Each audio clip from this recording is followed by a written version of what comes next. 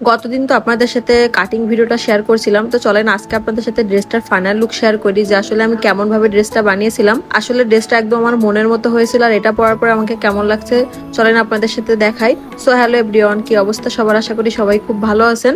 এই যে সকাল সকাল আমি ড্রেসটা বের করে নিয়েছিলাম, এটাই হচ্ছে একদম আমি সিম্পলের ভিতর বানিয়েছিলাম, মানে আমি বানাতেই চাচ্ছিলাম একদম সিম্পলের ভিতর, কোনো ধরনের লেস বা কোনো ডিজাইন ছাড়াই। জাস্ট এখানে হচ্ছে রাউন্ড শেপ দিয়ে বানিয়েছিলাম আমি কামিজটা, আর স্যালোয়ারটা বানিয়েছিলাম হচ্ছে আফগানি স্টাইলে, মানে আফগানি স্যালোয়ার যেটাকে বলে, নিচে কুচি দেওয়া পাটিওয়ালা স্যালোয়ার। তো এই স্যালোয়ারটা আমার কাছে খুবই ভালো লাগে। এখন তো ফার্সি স্যালোয়ার খুবই ট্রেন্ডিং এ আছে, তো আমি চাচ্ছিলাম যে ফার্সি না বানিয়ে আমি একটু আফগানি স্টাইলটা ট্রাই করি, আর সাথে হচ্ছে কুর্তি স্টাইলে কামিজটা তৈরি করি, মানে রাউন্ড শেপ দিয়ে। তো আমি যেরকম চাচ্ছিলাম ঠিক সেরকমই বানাতে পেরেছি আলহামদুলিল্লাহ। আমি তো ড্রেসটা বানিয়ে খুবই স্যাটিসফাইড, কারণ আমি নিজে এত ভালো করে যে বানাতে পারবো আমি নিজেই বুঝতে পারিনি।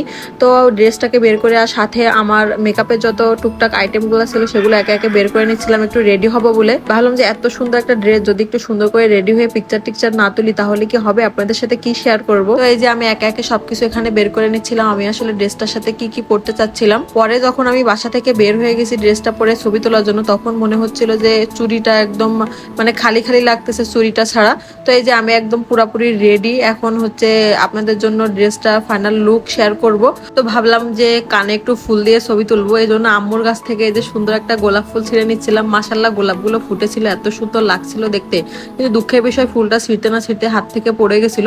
পরে আমি আবার নিচ থেকে ফুলটা উঠিয়ে নিলাম। তো এটা নিয়েই আমরা চলে যাব এখন আমাদের গন্তব্যে। তো রাস্তায় যেতে যেতে দেখেন কি পরিমাণে কাদা। আসলে আমাদের গ্রামের অবস্থা কিন্তু এমনই, আমরা কত কষ্ট করে জীবনযাপন করি দেখছেন। আসলে এই কাদা পার হয়ে এখন আপনাদের জন্য ছবি তুলতে যাচ্ছি। তো এই যে আমার ভাইকে সাথে নিয়ে যাচ্ছি, ও আবার মাঝপথে যে এই যে দাঁড়িয়ে গেল, ওর নাকি পায়ে কি সমস্যা হচ্ছে।